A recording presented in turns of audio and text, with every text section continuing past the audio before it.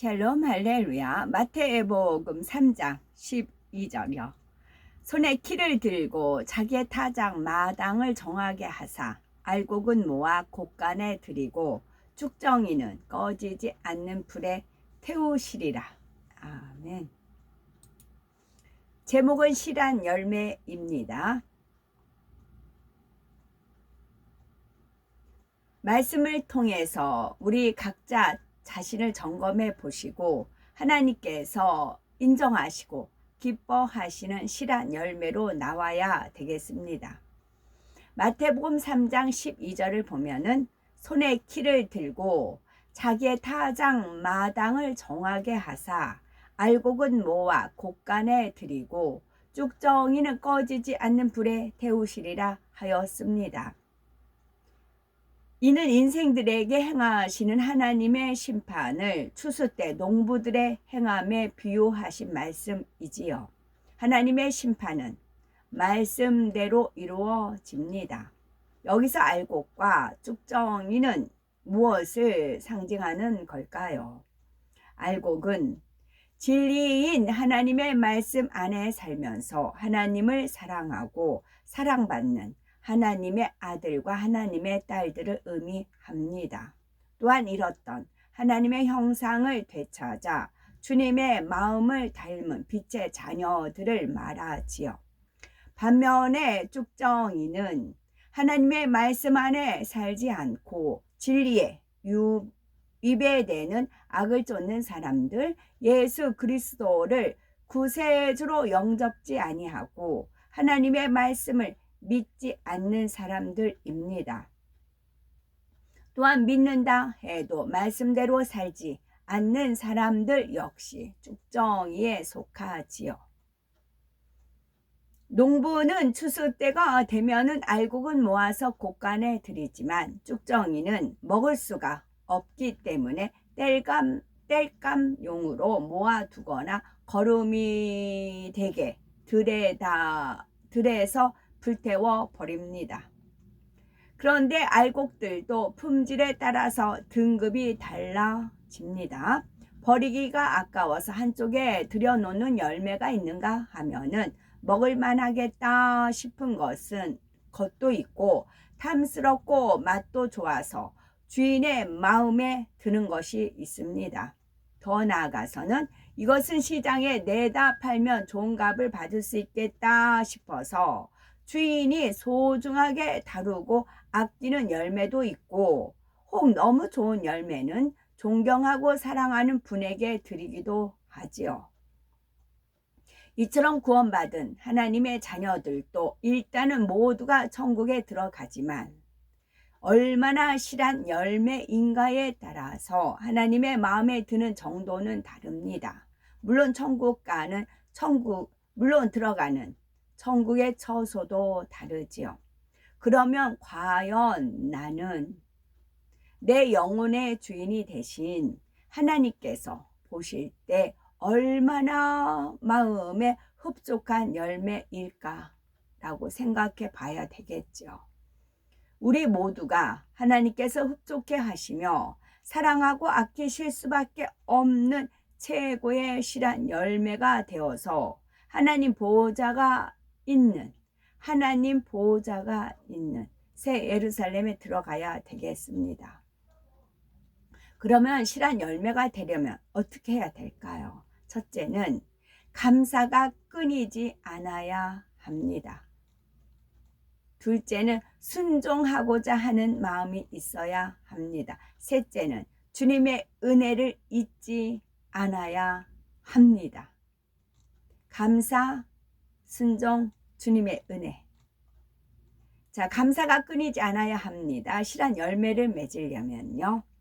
곡식이나 과일들이 실한 열매를 대기까지는 비와 바람과 햇빛이 필요하지요. 이러한 조건이 적절할 때에 식물이 잘 자라고 병충해도 줄일 수가 있으며 꽃가루, 수분도 잘 되어 열매를 맺습니다. 그러니 식물들에게 지각이 있다면 바람이 불어도 감사하고 비가 내려도 햇빛이 내려쬐어도 감사할 것입니다. 만일 따가운 햇빛이 싫다여서 음지에만 있으려 한다면 열매는 고사하고 잘 자라지도 못하지요. 이와 마찬가지로 하나님께서는 우리에게 실한 열매가 되도록 때로는 불같은 연단을 허락하시기도 하고 시련에 바람도 맞게 하시며 굳은 일도 겪도록 허락을 하십니다. 이러한 과정에서 모난 성품이 둥근 성품으로 다듬어지고 풀무에서 불순물이 태워져서 순수한 금이 되도록 더럽고 추한 죄성들이 벗어져서 깨끗하고 순수한 마음으로 변화되는 것입니다. 또한 하나님만을 더욱 의지할 수 있는 믿음 있는 자녀들로 성장을 하지요. 그러므로 어떤 시련과 연단이 온다 해도 이를 통해서 결국 내 영혼이 실한 열매로 나올 수 있다라는 소망 가운데 믿음으로 범사에 감사할 수 있어야 합니다. 이처럼 연단 중에도 감사가 끊이지 않는 것을 하나님께서는 참 믿음으로 여기시고 기뻐하시며 신속히 연단을 통과할 수 있도록 풍성한 은혜와 사랑과 능력을 공급해 주십니다. 은혜와 사랑과 능력을 공급해 주세요. 하나님께서는 우리 안에 있는 죄성들을 드러내실 때에도 낙심하지 않고 감사함으로 받을 때라야 버릴 수 있는 힘도 와서 힘들고 어려운 게 아니라 기쁘고 쉽게 갈 수가 있습니다.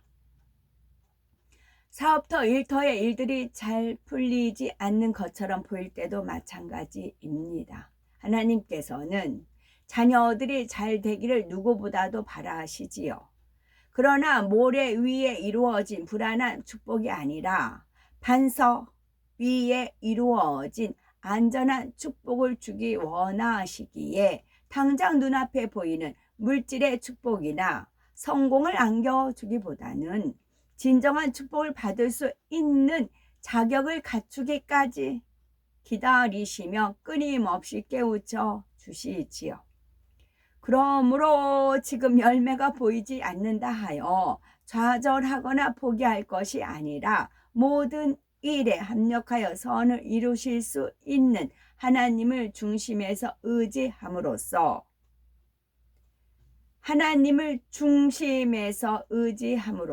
범사에 감사가 넘쳐야 되겠습니다. 사명도 감사함으로 감당할 때 실한 열매를 낼 수가 있습니다. 구원받은 하나님의 자녀가 된 것만으로도 감사한데 사명까지 받아서 하나님 나라의 일원으로서 일한다는 것이 얼마나 감사한 일입니까?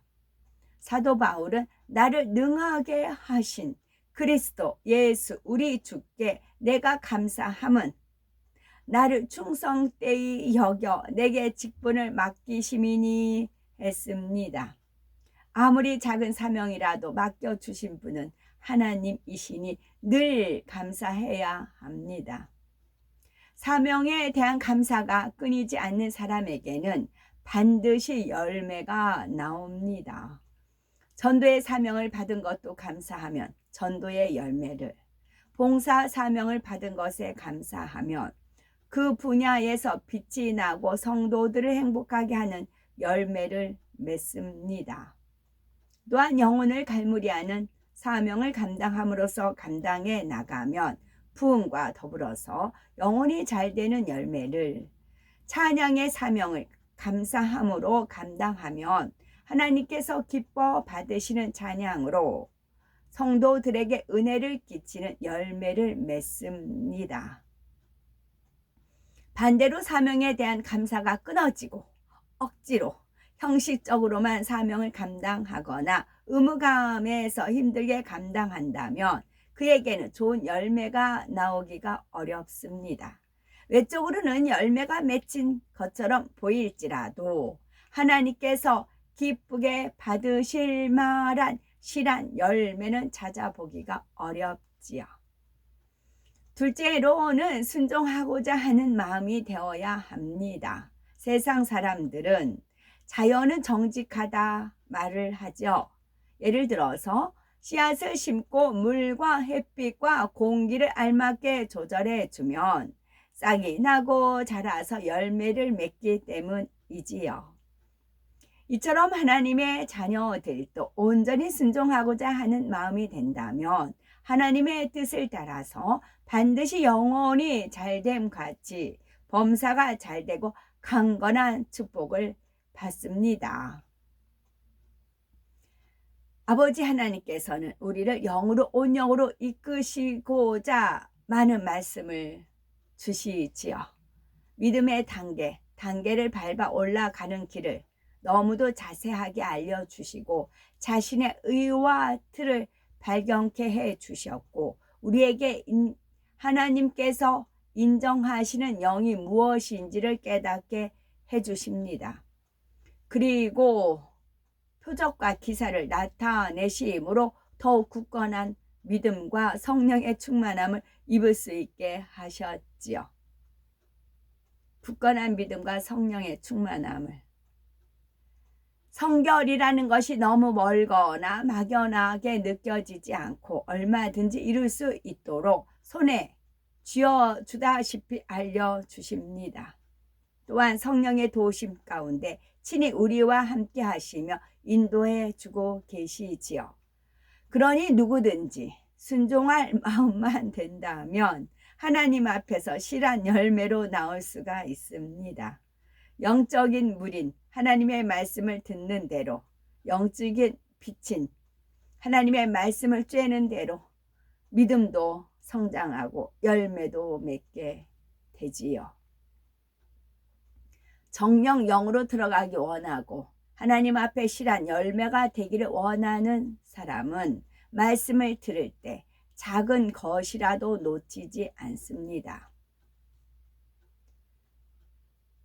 하나님께서 기도를 기뻐하시고 또한 정녕 하나님의 사랑을 느끼는 사람이라면 정해진 기도 시간에 늦지 않게 적어도 5에서 10분 정도에는 미리 와서 준비된 마음으로 기도할 것입니다. 이처럼 기도에 관한 작은 말씀 하나라도 순종하고자 하는 마음으로 듣고 온전히 순종해 나간다면 반드시 그만큼의 열매를 맺고 성령의 9가지 열매, 빛의 열매, 팔복도 더욱 짙은 농도로 익어가는 것입니다. 셋째, 주님의 은혜를 잊지 않아야 합니다. 식물이 자라서 풍성한 열매를 맺기까지는 하나님께서 주신 물과 햇빛과 공기와 더불어 땀 흘리며 수고한 농부의 손길이 있습니다. 또한 양떼는 목자가 있음으로 인해서 악한 짐승으로부터 지킴받고 더욱 좋은 초장과 물가로 인도받아서 토실토실 살찐 양이 될 수가 있지요. 이처럼 성도들도 어떠한 인도자를 만나느냐에 따라서 실한 알곡이 될 수도 있고 아닐 수도 있습니다. 요한복음 10장에 나오는 선한 목자 곧 양떼를 사랑하고 인도하고 생명 다해 지켜주는 목자를 만난다면 그 자체만으로도 큰 축복임을 알고 항상 그 은혜에 감사해야 합니다. 내가 좋은 목자를 만나서 영이 무엇인지 알고 영으로 들어갈 수가 있으며 스스로 받을 수 없었던 축복도 받게 되었다라는 사실을 항상 마음에 기억하고 감사해야 하는 것입니다. 이와 달리 목자의 은혜를 잊어버리고 마치 자신이 하나님 앞에 합당하고 잘해서 지킴받고 축복받는 것이라고 생각한다면 이는 하나님 보실 때에 합당치 않습니다. 히브리서 13장 17절에 너희를 인도하는 자들에게 순종하고 복종하라. 저희는 너희 영혼을 위하여 경성하기를 자기가 회개할 자인 것 같이 하느니라. 저희로 하여금 즐거움으로 이것을 하게 하고 근심으로 하게 말라. 그렇지 않으면 너희에게 유익이 없느니라 말씀하셨습니다. 이처럼 선한 목자는 양떼들이 영으로 들어오기를 영육간에 풍성한 열매를 맺기를 양떼들 자신보다도 더 간절히 바라지요. 그러므로 항상 우리 주님의 은혜를 잊지 말고 그 은혜 가운데 실한 열매가 되셔야 되겠습니다. 하나님께서는 실한 열매, 곧 하나님의 마음을 닮은 성결한 영의 자녀를 얻으시고자 인간을 창조하셨고 오늘까지도 경작해 오셨습니다. 그리고 경작이 끝나면 알곡은 거두어서 천국에 들이시지만 쭉정이는 영원한 지옥불에 태우십니다. 그러므로 우리 하나님께서 기뻐하시고 인정하시는 알고 실한 열매가 되어서 하나님께 마음껏 영광 돌리시는 우리 모두가 되셔야 되겠습니다. 만일 누가 말하려면 하나님의 말씀을 하는 것 같이 하고 누가 봉사하려면 하나님이 공급하시는 힘으로 하는 것 같이 하라. 이는 범사에 예수 그리스도로 말미암아 하나님이 영광을 받으시게 하려 함이니 그에게 영광과 권능이 세세에 무궁토로 있느니라. 아멘. 베드로전서 4장 11절 말씀이었습니다. 아멘.